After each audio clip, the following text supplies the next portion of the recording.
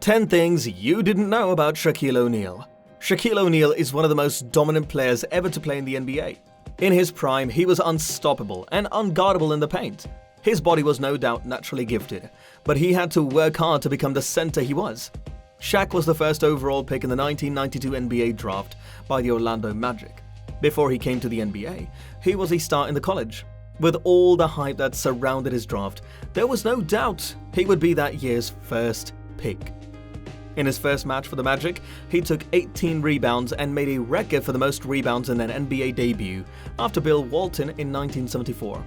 He finished as a full-time NBA champion and 15 times NBA All-Star. But this was all on the court. Shaq was and is an entertaining figure off the court too. I am listing 10 interesting facts about Shaq that proves that he is one of the most entertaining athletes on this earth. Want to know about it in detail? Well, stay tuned till the end. Hello everyone, welcome back to the channel. In this video, we will talk about 10 things you didn't know about Shaquille O'Neal. Meanwhile, subscribe to this channel and press the bell icon. That being done, let's start. He has a doctoral degree. Shaq has a great NBA career, but many people do not know that Shaq took his studies seriously. Looking at Shaq, one can't say he is a studious guy, but the case is literally the opposite. Shaq was good in studies during his college days. He was good in the classroom and had the highest grade point average on his freshman year team. Shaq left college early to play in the NBA, but this was not going to stop him from completing his studies. He put in the required work to earn his bachelor's degree. Also, he earned a doctoral degree towards the end of his playing career. These things show that how much of a dedicated person Shaq was in his NBA career, and is also a proof of it. Number 2, made just one career three-pointer. Steph Curry is Shaq's favorite current NBA player for the fact that he is fearless despite a small stature and because he's the best shooter in history, the only basketball skills Shaq never possessed. The big fella was a notoriously bad free throw shooter with just a 52% success rate from the line. O'Neal only hit one three-pointer in his career, which was a half-court heave in his final season in Orlando. Shaq is just 1 for 22 behind the arc for his career. Number 3, Shaq was recruited by LSU at age 13 when mistaken for a soldier. If you see someone who was 6'8" and wearing size 17 sneakers, it's hard to imagine that they're only 13 years of age. However, that's precisely what happened in Shaq's case, who was mistaken for an Army recruit by Dale Brown. Brown was a basketball coach for LSU. He coached it for 25 years. He was putting on a coaching clinic in Bielefeld in West Germany. 13-year-old Shaq lived at the time because his father was Army, stationed there to a side. Brown assumed O'Neal was already in college and Shaq had to explain that he's only 13. "You are 13?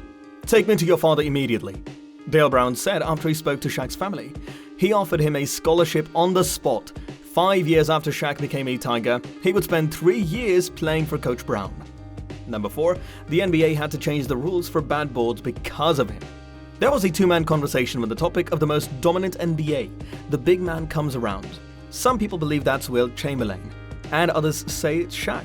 I lean towards Shaq in that discussion, simply because he attacked the rim like he was some kind of personal vendetta towards it. Wilt liked to use finger rolls and hook shots and didn't use his strength as much as he could, which we talked about in our article on him.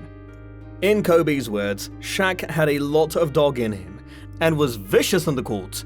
When he, since he's better than somebody, wanted to humiliate and abuse that player and would often dump people to the ground. And this kind of brute force was too much for NBA backward, which were constructed for tall, heavy men, leaning onto them, but nobody tested their endurance as Shaq did after he broke his second backboard in his rookie year. NBA was forced to enhance the Rams and the Stankians that supported them just for Shaq and a Shaq attack. And if you're wondering how many rims did he break during his entire career, the answer is 19, and the evidence lies in his backyard, where Shaq has a tree of broken backboards. It's his unofficial trophy as the most dominant man who ever played. Number 5, Shaq is a huge WWE fan. Shaq is a big WWE fan. He has made multiple appearances on WWE Raw and in one of the show had a confrontation with a Big Show. There were rumors about him officially joining WWE, but it never came true. Number 6, Shaq has a platinum rap album. Many basketball players wanted to become rap stars in the 90s. Many have tried, but few have been successful ever since the album flunked and was cited to be exceedingly profanity-filled. Chris Webber doesn't like to remember his song Gangsta, and Kobe dabbled in rap as well. I want to realize he better quit before he jeopardizes his marketing appeal. Shaq didn't have such problems, and he's considered to be the best NBA rapper of all time. His first album, Shaq Diesel, went platinum and sold over 1 million copies. What's Up Doc? Fouch Nickens is considered to be the best song with Shaq Diesel as well. As I know, I Got Skills that reached number 35 on the Billboard Hot 100. His next album, Shaq Food, The Return, went gold and further established Shaq's relevance in the rap game, and even though he sold over 2 million records with his 4 albums, he earned less than $100,000 from him, which is proof of how studios can exploit young artists. Number 7. Shaq missed half of his free throws. Players intentionally fouling Shaq so that he could miss the free throws was a popular tactic against him. He was a horrible free throw shooter. He shot 52.7% from the free throw line in his regular NBA career.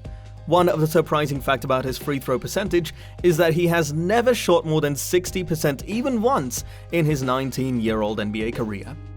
Number 8. He was named Player of the Week in his very first week in the NBA. Shaq was a special player, and his first week was impressive. He was named as the Player of the Week because of his amazing performances.